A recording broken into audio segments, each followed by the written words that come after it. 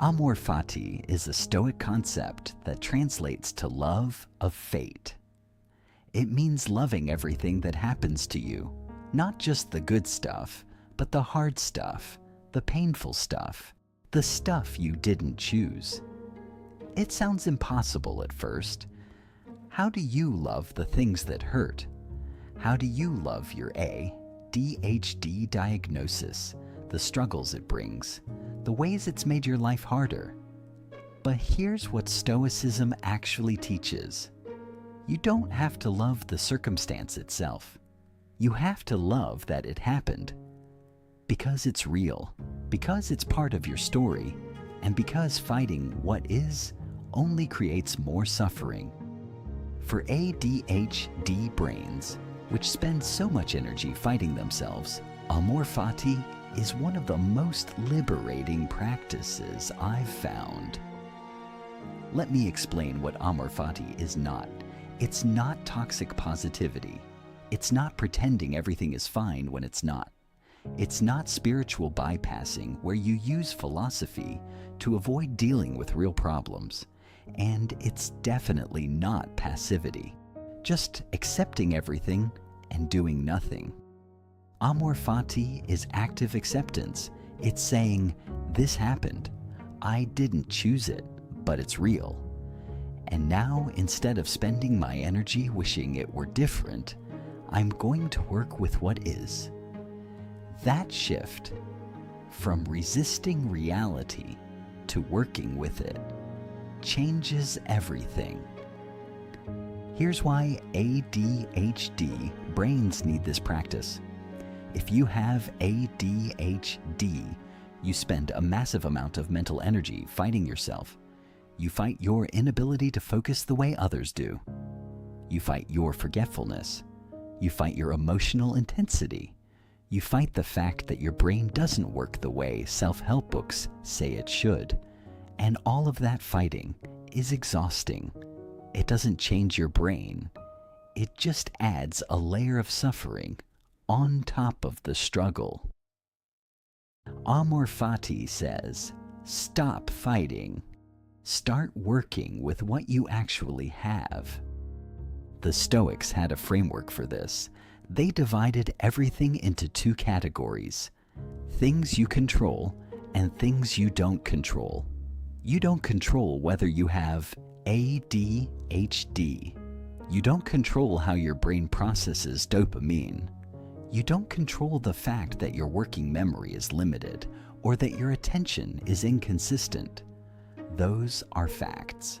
Resisting them doesn't change them. It just makes you miserable. What you do control is how you respond. You control whether you build systems that work with your brain or keep trying to force yourself into neurotypical molds. You control whether you accept your brain's design or spend your life at war with it. Amor Fati takes this further. It doesn't just say accept what you can't control. It says love it. Not because it's good, but because it's yours. Because it shaped you. Because the struggle you went through made you who you are. And who you are, even with ADHD, even with all the hard parts, is not a mistake. Let me give you a personal example of what this looks like. For years, I fought my ADHD. I hated that I couldn't stay organized the way other people could. I hated that I'd start projects and not finish them. I hated that my mind wandered constantly. I spent so much energy wishing I were different, and that wishing didn't change anything. It just made me feel broken. Amor Fati shifted that. I started asking, what if my ADHD wasn't a flaw? What if it was just a design, different, not worse? What if the distractibility that frustrates me is also the reason I notice connections others miss? What if the hyper-focus that derails my plans is also the reason I can go deep on things I care about? What if the emotional intensity that overwhelms me is also the reason I feel beauty, art, and meaning so deeply?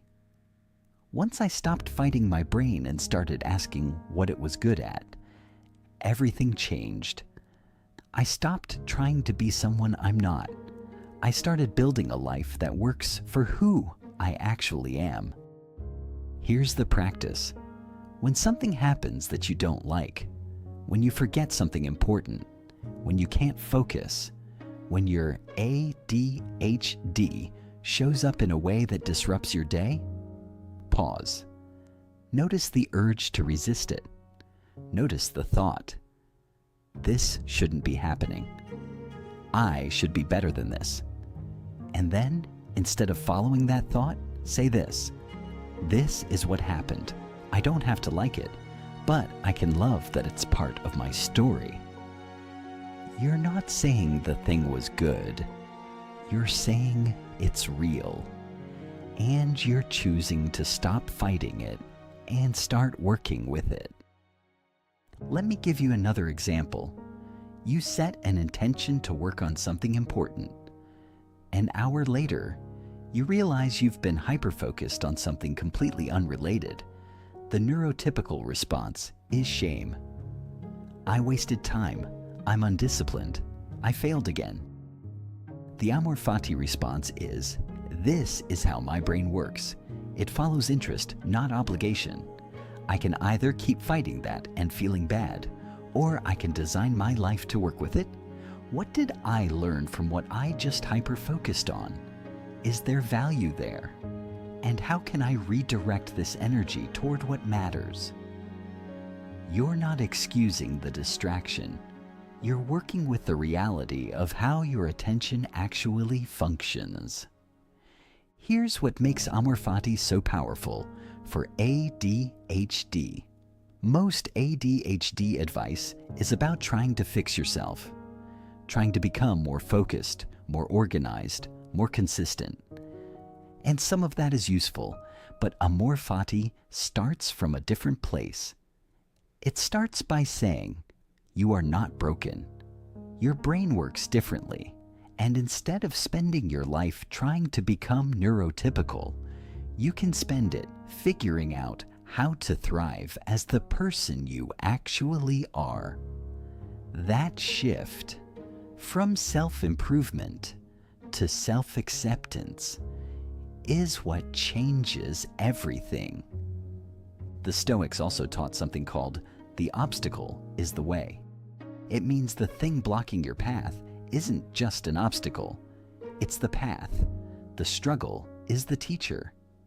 For ADHD, this is huge. Your ADHD isn't just something you have to overcome to get to the good stuff. It's shaping you. It's teaching you things neurotypical people don't learn. It's forcing you to be creative, to find workarounds, to think differently. The obstacle is the way. The ADHD is the path. So here's how you practice Amor Fati with ADHD. First, stop wishing your brain were different. Every time you catch yourself thinking, I wish I could focus like other people, stop. Acknowledge the thought, then replace it. This is my brain. This is what I'm working with. How do I make this work? Second, when your ADHD shows up in a way that's hard, don't add shame on top of it. Just observe, this happened, it's real, what do I do now? Third, ask yourself, what has my ADHD taught me? What strengths has it forced me to develop? What insights has it given me that I wouldn't have otherwise? Write them down. Because once you stop seeing ADHD as purely a deficit, you start seeing the gifts it brings. Amor Fati doesn't mean you don't work on yourself. It doesn't mean you don't build systems or seek support or try to improve. It just means you stop fighting the foundation. You stop wishing you were someone else. You start from acceptance. This is my brain. These are my strengths. These are my challenges. And I'm going to build a life that works with all of it. Not in spite of it, but because of it. This week, try this. When your ADHD shows up in a way that frustrates you, pause. pause. Say out loud, "This is part of my story. I don't have to like it, but I can love that it happened." See what shifts when you stop resisting and start accepting. Next video, we're going into a concept that almost no one talks about: spiritual bypassing. What it actually is, why ADHD brains are vulnerable to it, and how to tell the difference between using spirituality to grow and using it to avoid. Subscribe if this resonates. And tell me below, what part of your ADHD have you been fighting? What would it look like to accept it instead? Let me know. You're not alone.